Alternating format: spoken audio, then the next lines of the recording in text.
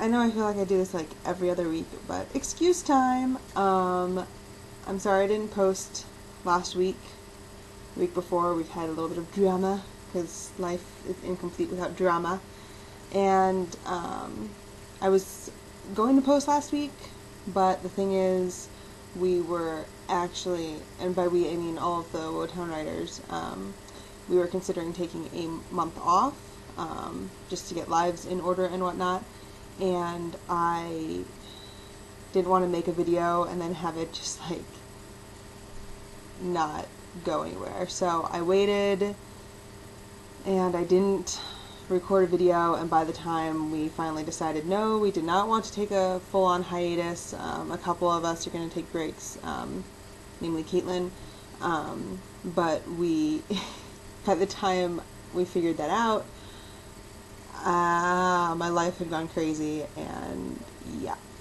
And the reason my life has gone crazy is because I'm very excited. I'm one of the staffers for the Harry Potter Alliance now, which is very exciting, but this was my second week, and last week was my second week, and I was just starting to get used to stuff there, and so it was chaos, and there was a lot of lack of sleep going on just because of life, and it was just a bad week last week. Let's just face facts. Bad week for getting much accomplished. So last week was Villains Week, and this week is supposed to be Heroes Week, and so I'm going to take both of them and smoosh them together because they're relevant to each other anyway. So this is my Heroes versus Villains video, weeks 23 and 24. Yeah. I have nothing to say about villains. Okay, that's not true. The thing about villains, or antagonists, or whatever you want to call them, is that I feel like there's a delicate balance between them being... Well, there's really a delicate balance with everything when it comes to writing, with characters being too cheesy. My favorite antagonists ever are actually... I gotta represent the Harry Potter nerds and say Lord Voldemort is definitely my favorite villain in the history of villainy. I'm also a really big fan of Alice from the Prophecy of the Sisters trilogy. And I like them both for pretty much the same reasons. When I'm writing antagonists, or when I'm reading about them, I really like them being cunning and unpredictable, and perhaps too smart for anyone else's own good. Voldemort is definitely like that. I love reading his dialogue. I love reading... I don't know. He's twisted. He's a twisted dude. And Alice in the Prophecy of the Sisters is definitely unpredictable. And I love reading those types of villains, and hopefully the antagonists that I write kind of have those traits as well. But I doubt it, because I don't write quite that villainous of people, or at least not what I'm working on now. In my current projects, there isn't like a straight antagonist where it's like this person's bad and you see them around all the time, or you hear them mentioned all the time. There's like a group of people that are bad, or just general feeling or something. I don't know. I'm really weird. And I've discovered this week that apparently threatening people, if they annoy you, that you're going to turn them into the villain in your book, is not effective, because a lot of people want to be the villain in books. Who knew? Just like with the antagonists, I feel like there's a really delicate balance between them being too cheesy and being not believable at all.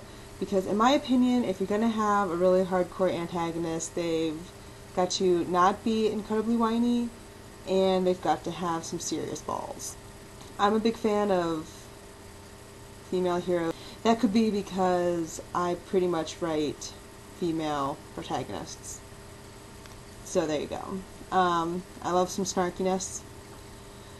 And yeah, I love character arcs with protagonists. I don't want them to just be like no reason as to why they're doing anything, or have it be too easy of an answer as to why they're doing something. I feel like it has to grow. And I love conflict. I love conflicted protagonists where they don't really know what they want to do, but they feel like they have to do it, but they don't know, and back and forth, and it's fun that way.